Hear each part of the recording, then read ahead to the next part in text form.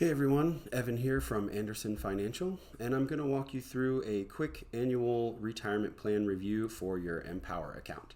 So the first step is go to www.empowermyretirement.com, and that will land you here on the login screen.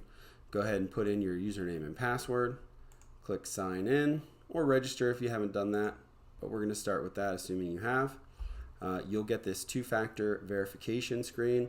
You'll select which of the destinations you want it to go to. Click send me a code. Enter your code once you get it. Click remember this device to bypass this step on future logins if you're logging in from your personal computer or phone, and then sign in. All right, so we land here at the home screen, and we'll talk about all of this in just a minute. But the first step is going to be go to your name up here in the top right corner and just click on that. It'll bring up your profile.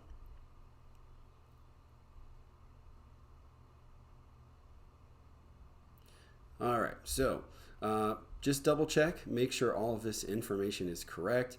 If any of it has changed, please update it so that there won't be any issues with getting communications and documents from Empower. And when you call the call center, this is the information that they're going to use to verify your identity. Down here you can see who you have listed as your beneficiary. If that's correct, great. You can skip that step in the next step that we're going to talk about. But for now, just check, make sure that's all good, and then go back to the home screen.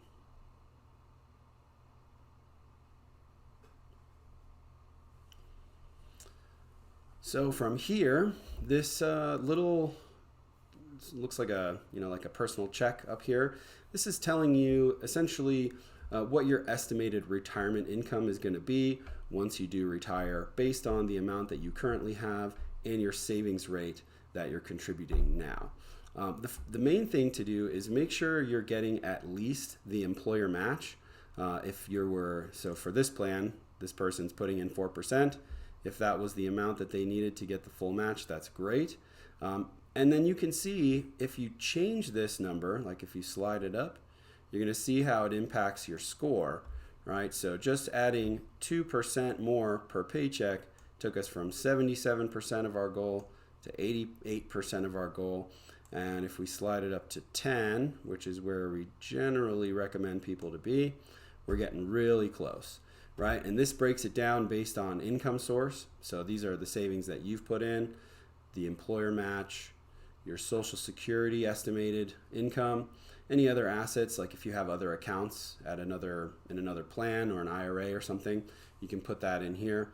And this would be a $55 income gap based on the goal of replacing 70% of your income in retirement. You also have other options if they're available to you. You can contribute Roth, you can contribute after tax. We can get into the weeds about all of that if you want to on a one-on-one call with me. But anyway, so once you've sort of determined what your savings rate is going to be, if you've changed it, let's just say we're going to bump from 4 to 7, right? And then here you can also change your retirement age, like when you plan on retiring. That's going to impact your score as well.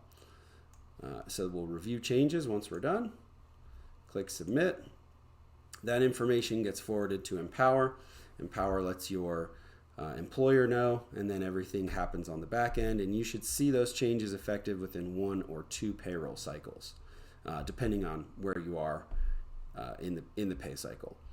So once we're done with that, we're going to go to account and then overview.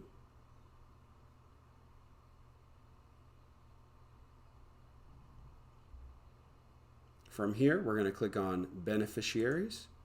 If that beneficiary wasn't who you want it to be, or if that information has changed, this is where you're going to update that.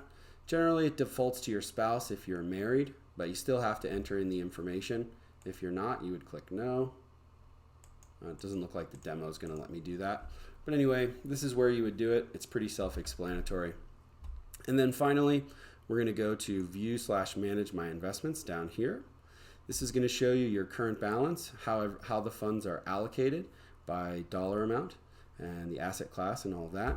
The future allocations is the money coming in, right? So the current balance, that's what you have in your account, how it's allocated.